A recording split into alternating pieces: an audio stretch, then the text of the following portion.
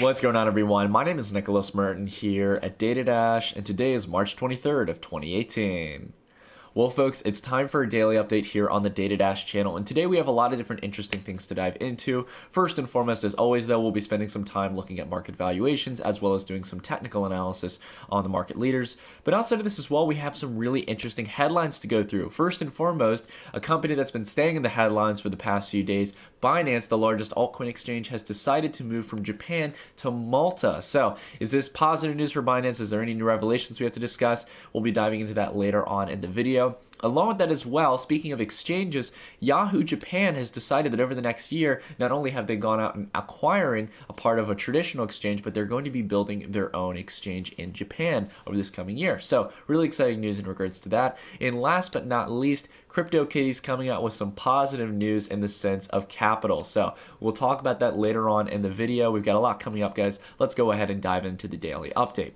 So first and foremost, as we can see, generally, the trend is pretty kind of mas o menos. I think I saw someone really liked my comment when I said mas o menos in the other video, but generally speaking, that's kind of true. We're seeing more of an isolation of upside to a very select few players in the market. For example, we had Verge coming up on some speculatory news that they're going to be having a big partnership soon, and they're raising all this Verge in order to launch the partnership. We've also got Icon continuing to kill it in this market, guys. We'll take a look at that later on, as well as Veritasium, which I'm not really sure as to why it's going up, but I haven't kept it with Veritasium in a while.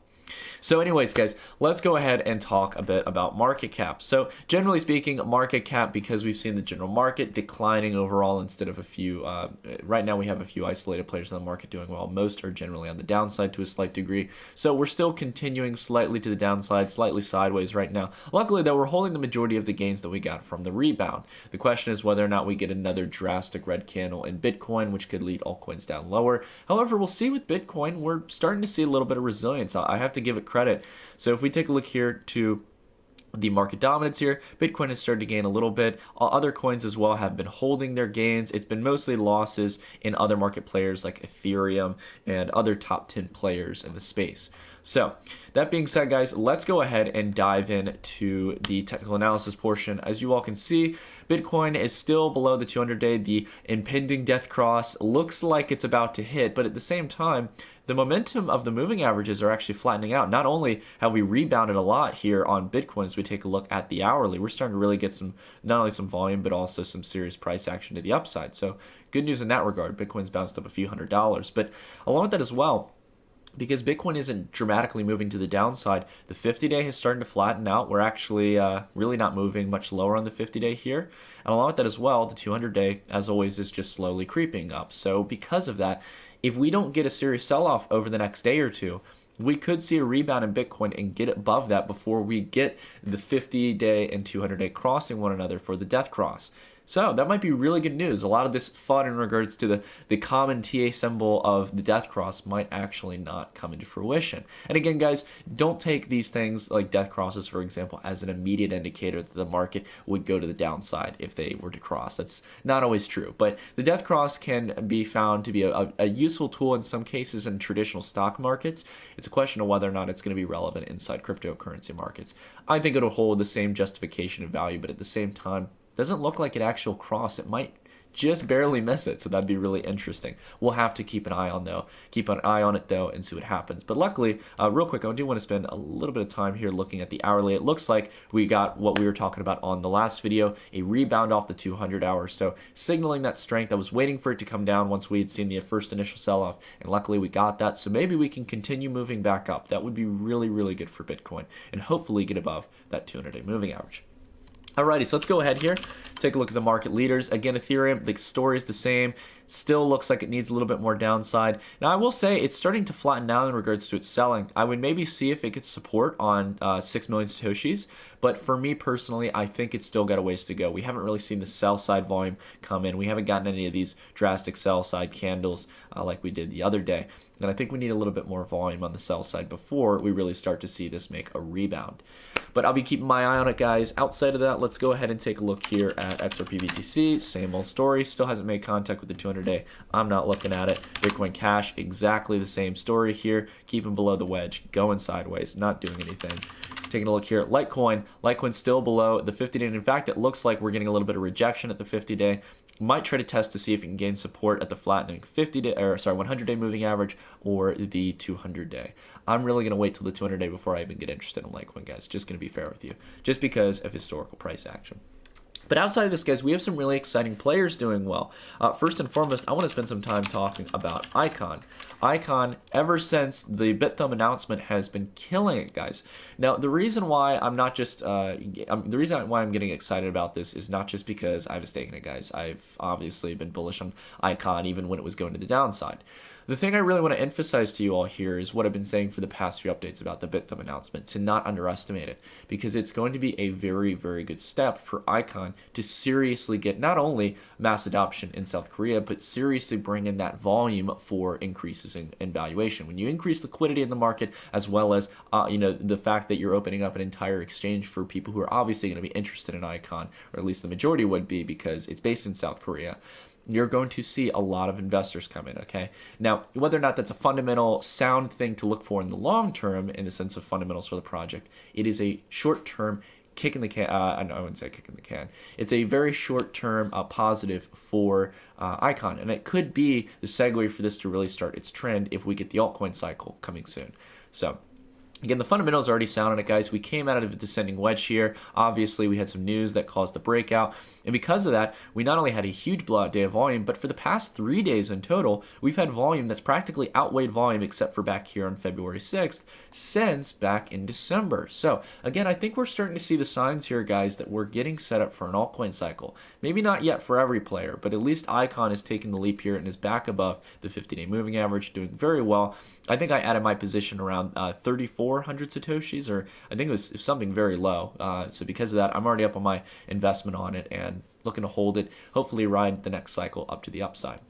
Outside of that as well, ADA BTC, Cardano, looking like it's, to be fair, I wouldn't say that it's rolling over yet, but we're definitely not seeing any sell side volume right now. But at the same time, it's definitely not the kind of positive breakout I like to see testing towards the 50-day. So I'm gonna kind of remain patient if I'm considering to add on to this one.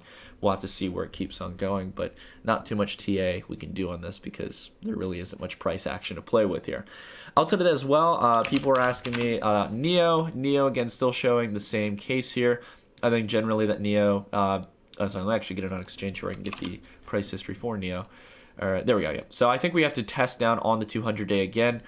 If we get that at 7 million Satoshis or around there roughly, that might be a really interesting opportunity. So, excuse me, 700,000 Satoshis. I always get that mixed up with Neo out of all players. So yeah, I'm watching that for Neo. Outside of that as well, EOS, many people have been talking about EOS continuing to hold here, guys. This is just absolutely incredible. It's holding here on the hourly. You can obviously see it's acting as support here, but we're starting to see resistance around 8 million Satoshis. So as this continues to wedge upwards, as we can see here, it's starting to have an ascending wedge, which, to be fair, is a bearish pattern in the sense if it continues to bounce in here, where you have slower rising highs and faster rising support levels, that can lead to an ascending wedge, which will probably lead towards a decline. And it probably needs that after going from 53,000 Satoshis to 80,000 without the altcoin cycle starting. So keep in mind that that might happen, especially seeing as the volume hasn't kept up from that huge buy that came in.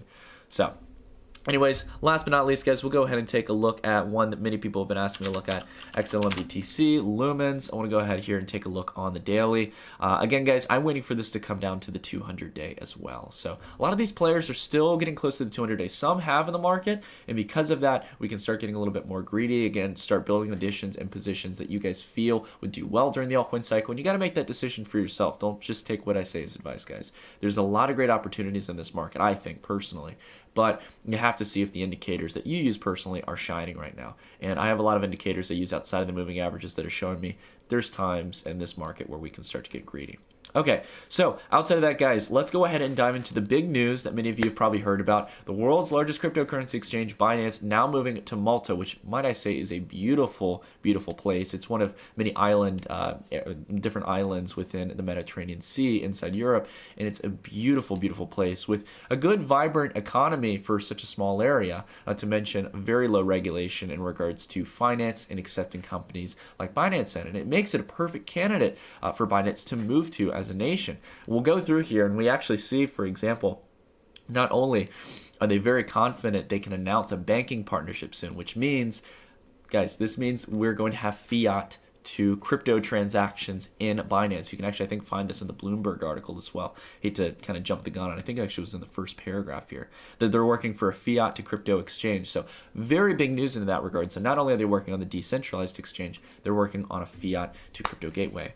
But along with that as well, you go through and see a lot of positive news. In fact, the Prime Minister of Malta coming out, Joseph Muscat, coming out and stating a warm welcome to not only CZ, the founder of Binance, but along with the rest of the Binance team. So again, really, really positive stuff. I'm going to go ahead and leave a link to the both the Bloomberg as well as the article here for News BTC and the tweet as well if you guys want to look into it for yourselves. But this is really, really positive news. And you can see the reaction's been overwhelmingly positive because this is really, really exciting news.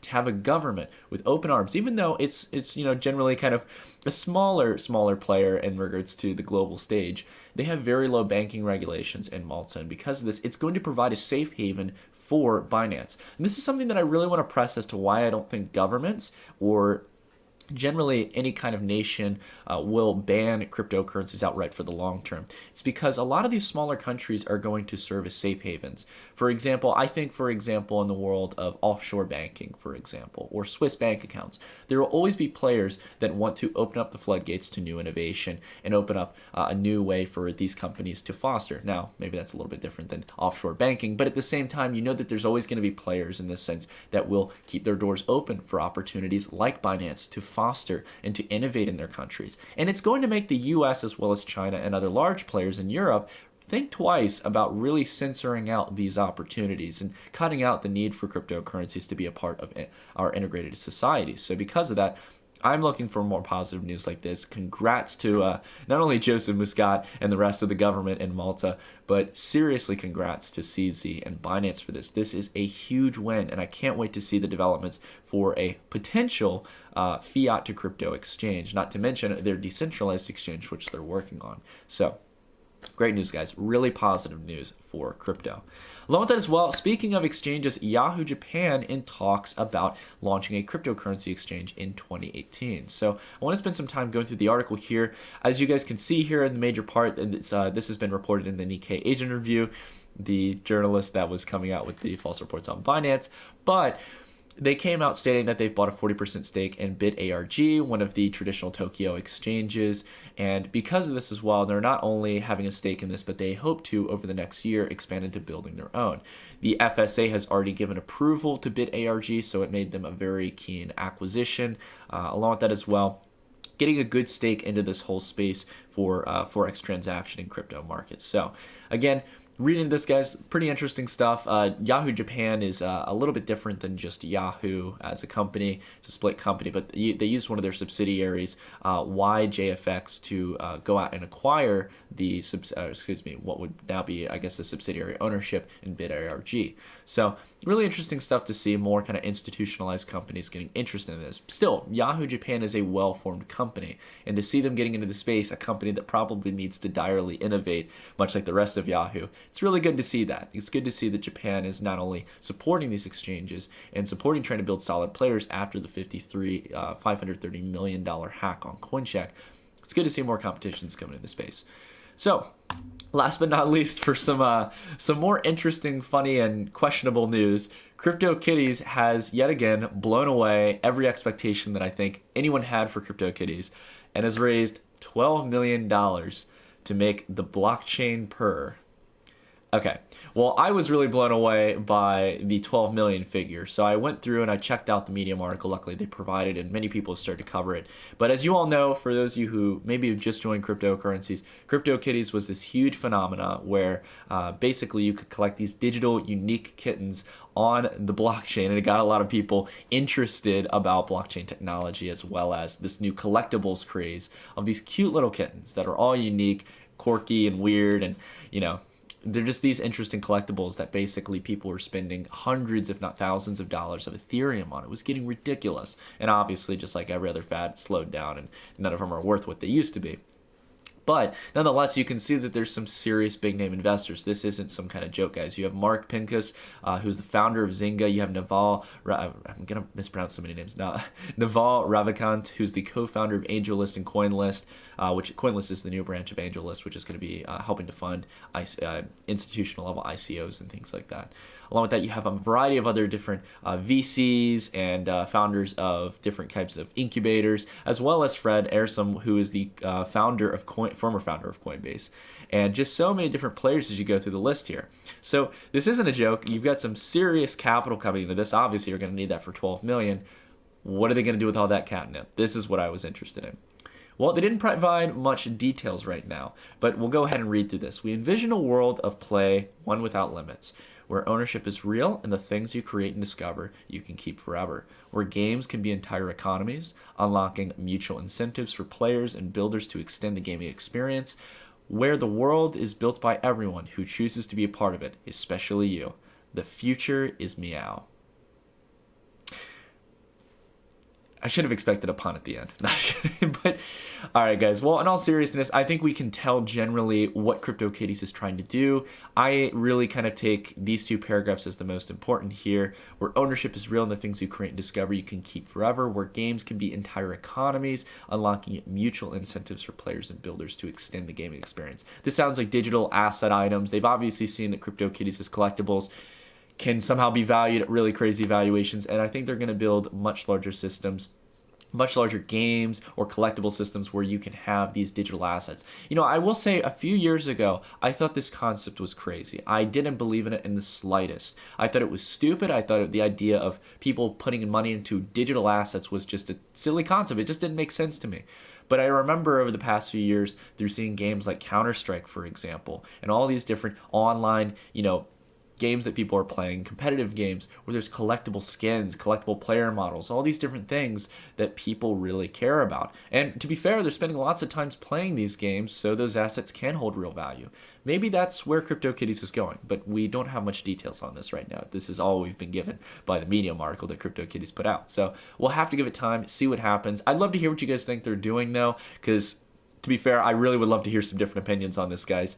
I have no idea where they could be taking this outside of maybe an in-game system where there's collectible items. This has been a growing topic in regards to blockchain. A lot of people in the space and Box Money has been talking about it, who has a previous experience as a game developer and stuff. So there's lots of interesting stuff going on. Love to hear what you guys think it is, though. Also, the news on Yahoo launching their exchange, as well as Binance moving to Malta. Do you guys think this is positive news in general? I'd like to hear it down in the comments down below. Well, anyways, guys, that's it for the video. Thank you guys so much for watching. If you guys have any comments, questions, or concerns, leave them down below, and I'll see you all in the next video. Stay tuned.